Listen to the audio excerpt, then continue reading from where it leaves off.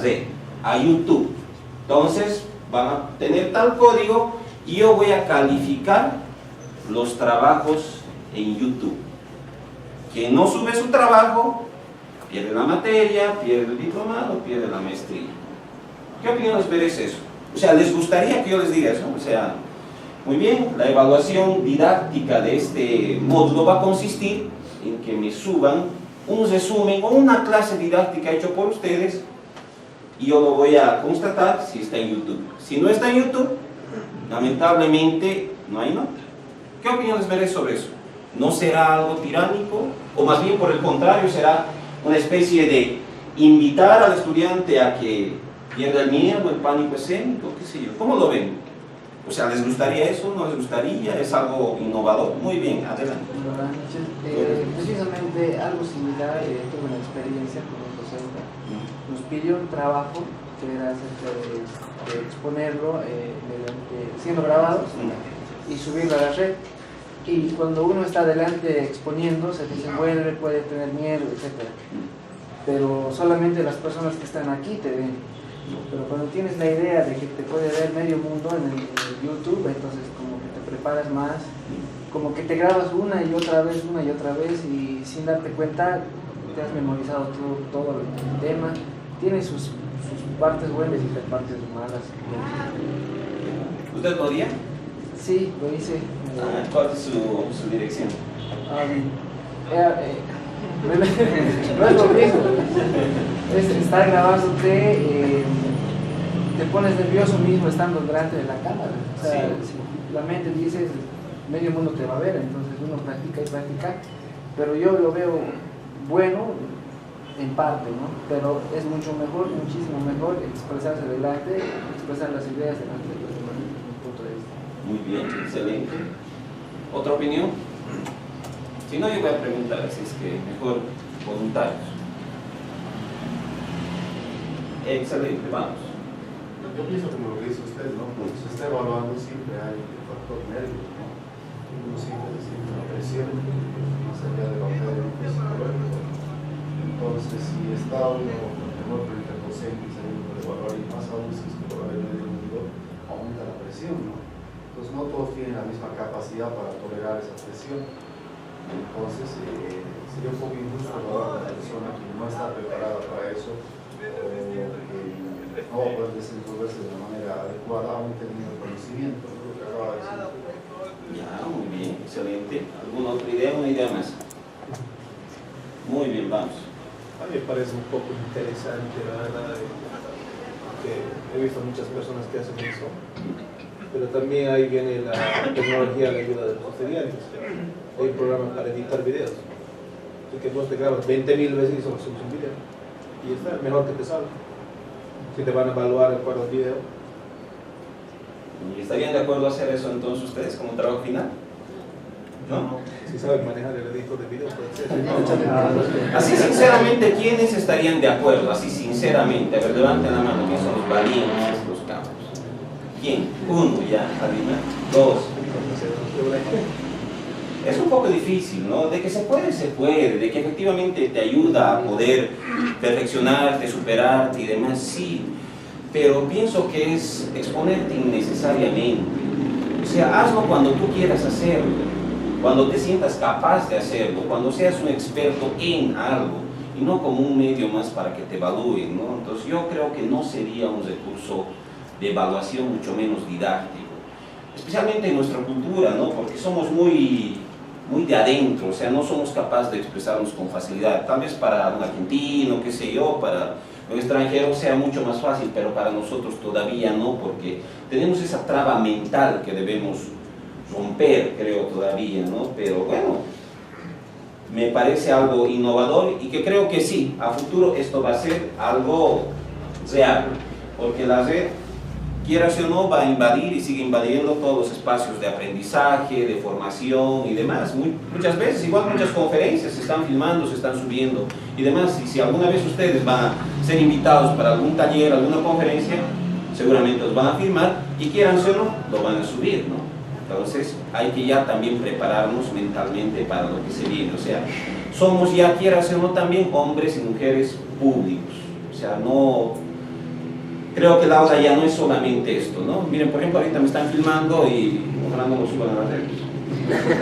¿No ve? Entonces, es importante eso, es importante. Bien, continuamos. Vamos con Santo Tomás de Aquino, por ejemplo, ¿no? Santo Tomás de Aquino nos da unas pautas interesantes. Él es el seguidor de Platón, mejor dicho, del discípulo de Platón, es decir, de Aristóteles. Santo Tomás de Aquino da algunos conceptos interesantes y dice, cuando tú abordes una temática, anótense, ve, dice él, de lo sencillo a lo complejo. De lo sencillo a lo complejo. De lo conocido a lo desconocido.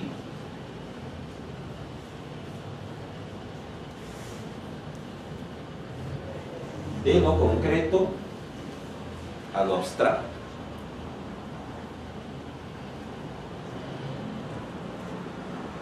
Creo que son principios bastante interesantes y que efectivamente no han pasado de moda, ¿no? Ve de tu zona de confort, en otras palabras, a descubrir y conocer otros ámbitos, otros aspectos, otros elementos. Bien, seguimos. La didáctica sigue evolucionando y ahí tenemos, por ejemplo, a Comenio. Comenio es considerado el padre de la didáctica y él, por ejemplo, dice que sería interesante encontrar una forma de enseñar todo a todos. Y eso vendría a ser la didáctica, una manerita, una especie de técnica para enseñar todo a todos. Creo que hay un poquito peca de soñador, de utópico, ¿no? Porque no hay, parece, esa receta, porque depende primero de la persona. Cada persona es diferente. Depende también de la materia, de la disciplina. Cada disciplina tiene su metodología, su técnica, entonces es distinto también. Pero bueno, el aporte de Comenio es que efectivamente debe haber alguna manera de que haga más agradable mi clase, más llamativa. Encontraremos esa cosita que le da ese gusto diferente a la clase, ¿no? Y eso vendría a ser la didáctica, dice él, esa manerita diferente de dar la clase. Bueno, continúa Rousseau, un pensador suizo, y él hace un aporte bastante interesante. Él nos habla de una teoría sustentada en el ser humano como tal. Él nos dice que el ser humano debería dejar este espacio de 4 paredes y obviamente ir a la naturaleza, porque la naturaleza es el mejor espacio para poder aprender algo, no rodeado de 4 paredes y todo artificial, porque él dice que el ser humano es bueno por naturaleza y la sociedad lo corrompe. ¿Y por qué? El hombre es bueno por naturaleza porque al hombre lo hizo Dios y Dios nunca hace nada malo. Y la sociedad es mala porque la sociedad fue hecha por el hombre, ¿no ve? Entonces había que volver, dice la naturaleza, había que volver a estar en estos espacios libres donde efectivamente uno interactúa con lo más puro de su propia esencia. Por ejemplo, en Cataluña hay una famosa institución, la Bosque Escuela, por ejemplo, ¿no? Donde efectivamente se rescata estos principios. Es una escuela que está al aire libre, donde los niños van a realizar sus actividades físicas, curriculares y demás en la misma naturaleza. ¿Sí? Pero él se contradice, ¿no? En el otro libro que de la Semana de los Hombres, donde él afirma que el hombre necesita ser gobernado, necesita ser en su libro El Contrato Social, ¿no? Sí, se contradice. Exactamente.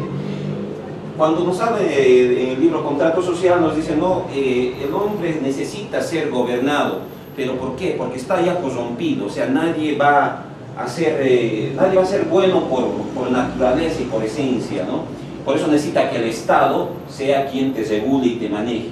Sí, podría haber esa contradicción que usted dice en ese su libro, ¿no? Por eso tenemos que ceder parte de nuestra libertad, pero si creemos que es bueno, entonces ¿por qué ceder a esta libertad? Tal vez porque ya somos seres sociales, estamos corrompidos, podría entenderse de esa manera, ¿no? Podría ser. Entonces, esa es la propuesta de Rousseau, de efectivamente volver a lo que es la naturaleza y demás. Él dice, por ejemplo, en su libro El Emilio, que el hombre, el niño como tal, debería estar hasta los 12 años en la naturaleza, en el campo. Solo a partir de esa edad entrar a estas aulas, porque bueno, ya se vivificó, ya se purificó y bueno, recién puede aprender cosas sociales, si vale el término, ¿no? Bien, vamos a Pestalozzi, que él es otro pedagogo y nos habla de que efectivamente el ser humano debe aprender de una manera psicológica, de una manera mental, lo que vendría a ser los conocimientos. Entonces ya empieza un poco a reconocer que no es lo mismo un niño que un adulto.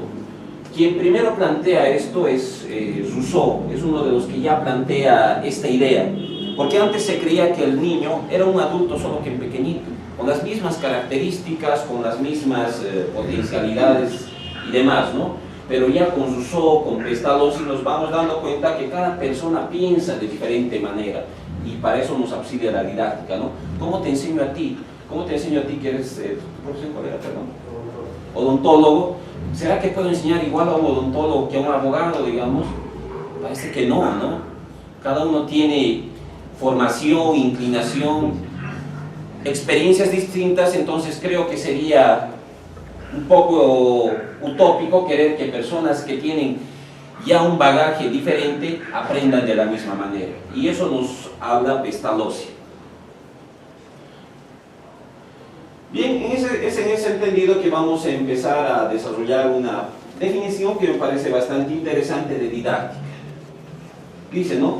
La didáctica es el estudio del conjunto de recursos técnicos que tienen por finalidad dirigir el aprendizaje del alumno. Muchos dicen que solo implica aprendizaje, otros dicen enseñanza-aprendizaje. Pero acá solo menciona aprendizaje del alumno con el objeto de llevarlo a alcanzar un estado de madurez que le permita encarar la realidad de manera consciente, eficiente y responsable. Es decir, se lo educa para la vida y para que sea una persona que responda a un requerimiento social, para actuar con ella como ciudadano participante y responsable. O sea, te educamos de la mejor manera para que tú puedas aprender lo que se te dice y puedas formar parte de este constructo social. En síntesis, si les preguntan qué es la didáctica, pueden decir que ésta se ocupa en cómo transmitirle de manera eficaz los conocimientos a los alumnos. Tengo colegas en ciencias de educación que no me saben decir qué es la didáctica, ¿pueden creer? Entonces, para que eso no pase, didácticamente se los he puesto esto acá, solo este concepto. ¿De qué se ocupa la didáctica? En cómo transmitir de manera eficaz los conocimientos a los alumnos. O sea, no es lo mismo que yo ahorita esté hablando y hable sin esto, por decir así, solo sin esto. Miren, pierdo este aparatito y ya parte de mi clase se va. Parte de mi clase pierde cierto halo de importancia, si vale el término. Pero yo al poner esto de por sí, llamo la atención, es una forma de captar su atención.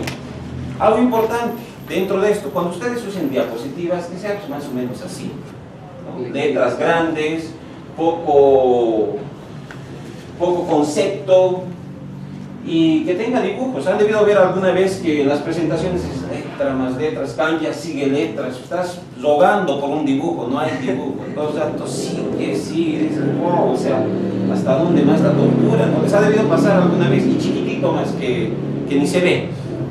Entonces, creo que eso mata la atención, incluso la motivación y el interés que puedes tener. Otra cosa que yo no entiendo y no sé cómo hacen esto los docentes, ¿no? Dan clases de sentados, yo no entiendo, o sea, imagínense, yo estoy hablando y hablaré desde acá, o sea, entonces la didáctica es importante, qué tal o cual, o sea, ¿qué impresión les doy desde acá? ¿Doy una impresión o no? ¿Qué impresión? De cansado, ¿no ve? ¿Qué más?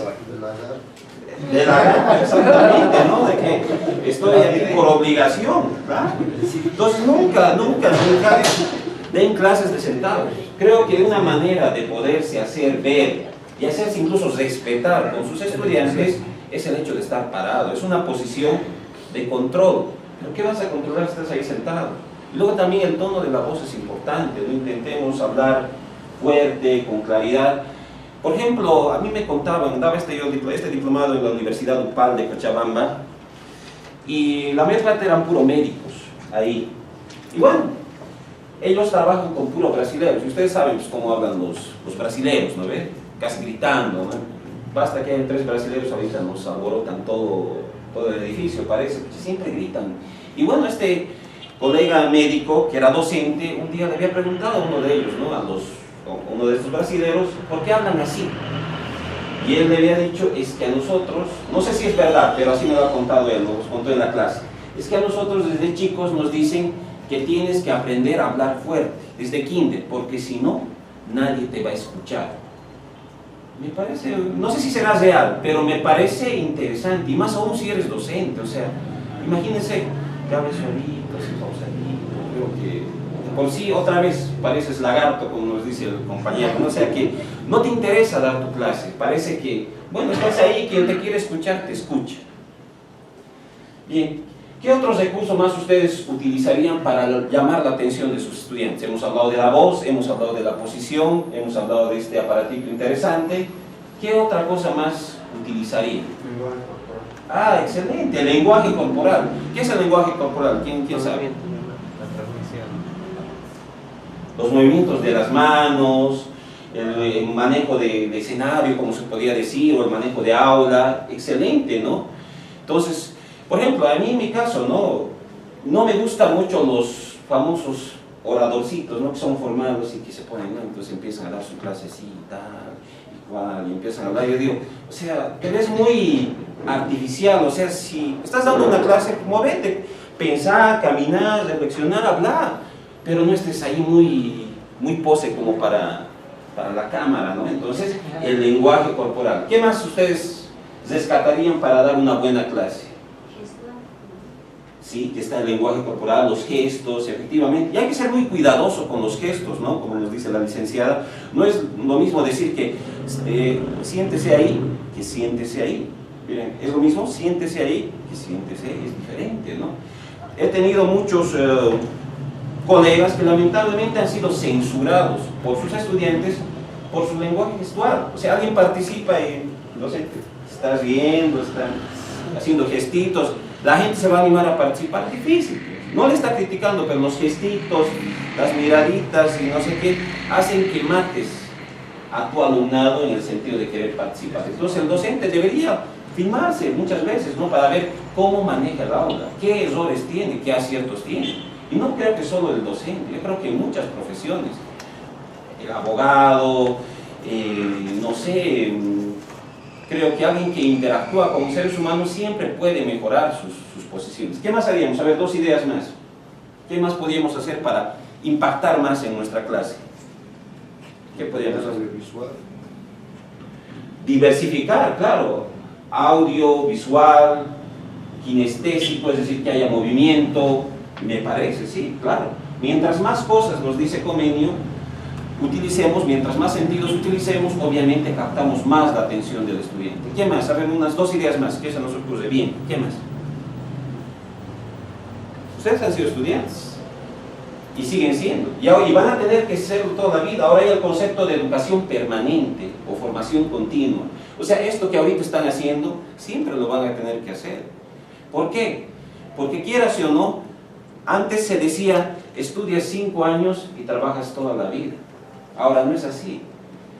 Tienes que trabajar, tienes que estudiar toda la vida para ver si consigues trabajo.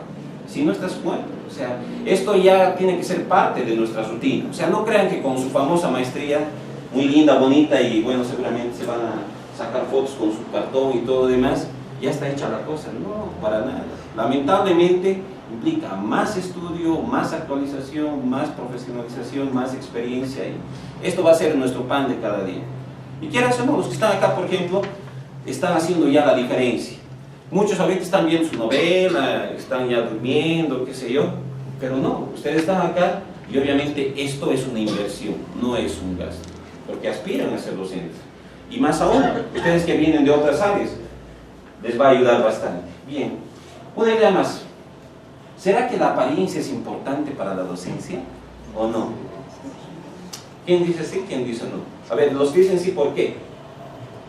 Hay el dicho que como te ven, te Ya, sí, me parece. ¿Algo más?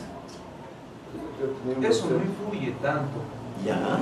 porque yo tengo, o sea, mi vida universitaria, he tenido un docente que es excelente docente, pero su forma de vestir no era adecuada. Ya. Pero la forma de vestir habla mucho de la persona. Ya. Entonces, ¿qué dicen? ¿Es?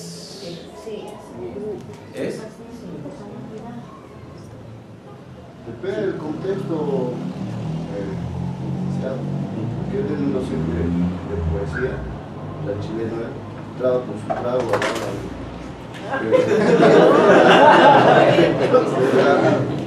y pues, transmitía bien, pero no creo que suceda lo mismo dentro de una aula universitaria. Verdad. No, es cierto lo que dice el colega, ¿no? Efectivamente depende del contexto. Por ejemplo, a mí me pasó una vez que yo tuve que dar un curso de capacitación a gente del Norte Potosí y del Beni. Entonces eran en días distintos, pero por X o Z razón nos tuvieron que juntar. Lo juntaron y todo eso, ¿no? Entonces los benianos, me acuerdo, a la izquierda, los del Norte Potosí a este otro lado. Y bueno, yo me fui pues con camisita, corbata, saquito, porque estaba saliendo de otro lado, ¿no? Y bueno, digo, sí, estoy presentable para dar una charla, una conferencia, ¿no? Y como que desde la misma presentación, ¿no? Los mismos del Norte Potosí, cuando les invitaba a presentarse, ¿cómo está, doctor? ¿Qué tal? Soldaditos parecían, ¿no? En cambio los del Beni más así desenfadados, ¿qué tal? ¿Qué tal? Más tranquilos, más sueltos de cuerpo y demás. Y cuando me hacen la evaluación, resulta que los de Norte Potosí habían ponderado mucho mi vestimenta, o sea, decir, qué bien, o sea, el docente o el profesor ha venido acorde a lo que es profesional, a enseñarnos y qué tal y cual. En cambio, los del Beni habían dicho, no, nos ha hecho sentir mal, o sea, ¿qué ha creído? Ha venido todo sobrador, además nosotros vivimos, todos los que venden Biblia se visten de esa manera, entonces está mal y no sé qué. Entonces, como dice el colega, efectivamente tienes que saber dónde ir y cómo ir. Me acuerdo que leí en alguna parte que incluso, por ejemplo, Obama al momento de cuidar su imagen, al ser presidente, incluso se fijaba el grado de brillo de sus zapatos. Diciendo, si es muy brillante sus zapatos, va a aparentar mucha ostentación, decía, ¿no? Y si es muy opaco, va a aparentar que efectivamente no está con los de clase alta, sino con los de clase baja. O sea, son pequeñas cositas que, por ejemplo, los presidentes norteamericanos y demás cuidan eso en detalle. Por ejemplo, dicen que es típico o importante vestir de azul para los presidentes norteamericanos, porque es el color de la inteligencia, es el color que les queda más a ellos, ¿no? Porque también son más blancones y qué sé yo, y les da mucho más realce, por decir.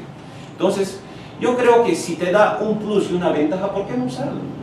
O sea, ¿por qué no? A menos que sea un contexto, como nos dice el colega, realmente de otro nivel, entonces habría que también ser inteligente y adaptarte, acomodarte, ¿no? Pero si estás en aulas universitarias, estás en un tecnológico, estás incluso en colegio, creo que una apariencia medianamente aceptable es importante. Por eso yo, cuando hice mi primera maestría en la Escuela de Comando Estado Mayor, tiene un eslogan: ser y no parecer. Y nos inculcaron eso y yo dije, mentira, hay que ser y también hay que parecer. Creo que ambas cosas es importante, o sea, considero, mi opinión. Bien, continuamos por favor. La didáctica será una ciencia o un arte, siempre ha habido esa disyuntiva. Es ambas cosas a la vez, es ciencia porque efectivamente tiene una metodología, tiene un objeto de estudio. El objeto de estudio sería el proceso de enseñanza-aprendizaje. Otros dicen sería cómo tú enseñas, pero me parece más completo el proceso de enseñanza-aprendizaje, su objeto de estudio. Tiene conceptos sistematizados, tiene conceptos perfectibles, comprobables, reproducibles, todo lo que hace a una ciencia. ¿Y por qué será un arte? A ver, ¿quién me ayuda? ¿Y por qué será un arte? Yo alguna vez cuando pasaba mi primer diplomado, me acuerdo, el año 2005, precisamente en educación superior, yo le dije, la didáctica es un arte. O sea, hermano, entonces yo no me considero un artista, digo, no, yo soy un científico. Y bueno, me caló lo que me dijo y busqué, y sí, efectivamente la didáctica es un arte. Pero ¿por qué será un arte? ¿Quién me dice? ¿Por qué será un arte? ¿O no es un arte? Adelante, muy bien. Se dice que es un arte porque practica todo lo que se aprende. Exactamente, ¿no ve? O sea, no se queda como conocimiento puro o básico que se dice, ¿no? Efectivamente se ejecuta, es un realizar. A partir de esta teoría didáctica que yo les estoy dando, cada uno pues agarrará su estilacho. Cada uno ya verá cómo da la clase, cómo interactúa con sus estudiantes. Entonces, es como cuando aprendes a tocar un instrumento, ¿no? Una cosa es la teoría de la música, la teoría de las notas, y es como tú lo ejecutas la parte artística. Lo mismo en esto. Hay principios, hay conceptos, hay recomendaciones, pero cuando tú estás aquí de docente, solo tú estás, pues, es tu forma, tu sello, tu impronta, que nadie va a poder imitar. Y eso es importante, ya les dije al principio, no intenten imitar a nadie, desarrollen su propio estilo al momento de dar clases. Obviamente tengan referentes, tengan pautas, pero lo importante es que ustedes creen su propia manera de interactuar con los estudiantes. Y lo importante también es que sepan motivar a la gente. O sea, no hay nada más terrible que asistir a una clase por obligación. Creo que es grave, es lo peor que nos puede pasar, ¿no? Entonces, que venga el estudiante porque quiere oírlos, porque les gusta cómo es la clase. Hagamos medianamente llevadero. Bien, entonces ahí está el arte, el saber cautivar, seducir, interesar a la gente. Ahí está la parte artística. Ustedes tendrán que ver a partir de sus características personales, a partir de su talento, a partir de su disciplina, porque hay a veces materias que es una desgracia, perdón, darles. Por ejemplo, a mí, yo tengo una maestría también en lo que es investigación, metodología de la investigación, y cuando tengo que dar esa materia, pucha, realmente no sé qué hacer. Ustedes saben lo que es la investigación objetiva, es tediosa, pero bueno, hay que hacer lo que se puede. Pero hay otras materias que se prestan más a la interacción, a la broma, a la anécdota incluso, ¿no? Entonces, a veces también las materias nos limitan, ¿no? Entonces, eso hay que también tener mucha conciencia. Bien, seguimos. Hay tres tipos de didáctica. La didáctica general es aquella que hace referencia a todas las normas aplicables en un proceso de enseñanza-aprendizaje. O sea, son como una especie de consejos que sirven para matemáticas, ciencias, religión, astronomía, astrología, lo que quieran. O sea, son principios básicos, como por ejemplo el que les decía, ¿no? Hablen fuerte, efectivamente usen materiales audiovisuales, como decía el compañero, tomen en cuenta las características particulares de cada estudiante. Entonces, de eso se ocupa la didáctica general. Son principios que sirven para todas las disciplinas. Entonces, la didáctica específica será aquella parte de la didáctica que se ocupa para enseñar tal o cual materia de manera específica. Entonces, no será lo mismo, como les decía hace un rato, querer enseñar matemáticas que querer enseñar, qué sé yo, arte, filosofía, derecho, odontología. Cada área, cada materia, cada ciencia tiene su manera de ser abordada. Y ustedes lo tienen que ir descubriendo poco a poco, ¿no? A partir de qué llama la atención, de qué cautiva a sus estudiantes, porque les diré que la didáctica específica no está nada desarrollada. No está nada desarrollada. Yo diría que incluso todavía sigue siendo general. ¿Quién me dice pues, que hay didáctica para la odontología, hay didáctica para el derecho, hay didáctica para la arquitectura? Mentira, no hay. Y si no hay para carreras como tal, pues va a haber para materias, ¿o no? Entonces, ustedes ya vean de qué manera se apropian, se adueñan de su materia. Por algo son los expertos, por algo son los especialistas, ¿sí? Entonces, la didáctica específica trata de cómo enseñar determinada área, materia, especialidad, ¿no? Y luego tenemos la didáctica diferencial, que ya no nos importa tanto la materia como tal, sino nos interesa el sujeto como ser.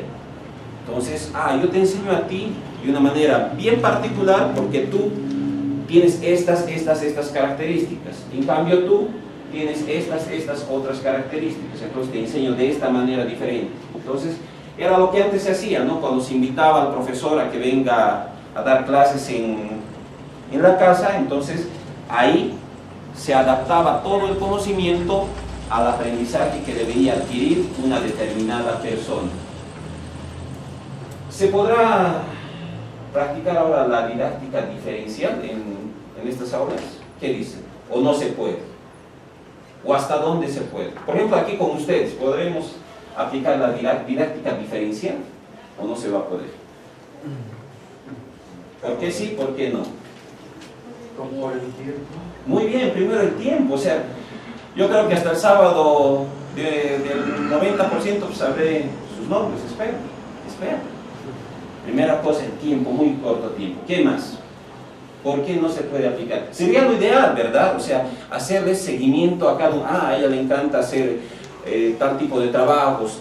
Empezó así y terminó así. Entonces, hacer un seguimiento particularizado. Primero el tiempo. ¿Qué más? ¿Qué más nos implica? La cantidad de alumnos. Muy bien. El ambiente también. El ambiente, por ejemplo, aquí tenemos una aula donde podemos interactuar, pero me ha tocado dar alguna vez algún diplomado en un tubo así, un tubo de verdad, y era oscuro más. Entonces solo a los 4 de aquí adelante los veía, los demás se habían ido, no sabía, no los veía. Entonces si no los estoy viendo, ni sé quiénes son ni qué hacen, difícilmente voy a usar didáctica diferencial. La variedad de profesiones también. Excelente, exacto. La variedad de profesiones, o sea, difícilmente podemos, el docente actual incluso, ¿no? Poder interactuar con tal gama de profesiones. Bien, ¿qué más? ¿Qué otra limitante habrá para esta didáctica diferencial? Dijo el ambiente, sí. ¿Qué más? ¿Hay alguna idea más?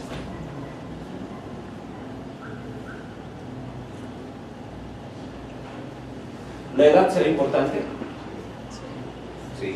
Por eso es lo primero que me fijé. Toditos estamos poquito más, poquito menos en el mismo rango etario, digamos así, ¿no? Pero ¿qué pasa? Me ha tocado a mí varias veces. Por ejemplo, esta última vez que di en Oruro, tuve un estudiante, ¿saben de qué edad? De 75 años, un médico. Y aunque no me crean, era el mejor de la clase. El más abierto, el con mentalidad más clara.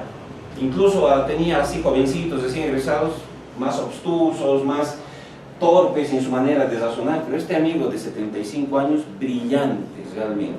Pero a la par también he tenido otro estudiante en Cochabamba, igual, me dijo, no, yo soy docente hace 35 años, me dijo, ¿no? Entonces, cuando tú estabas chiquitín yo ya estaba trabajando de docente. Bueno, es cierto, dije yo, ¿no? Pero, bueno,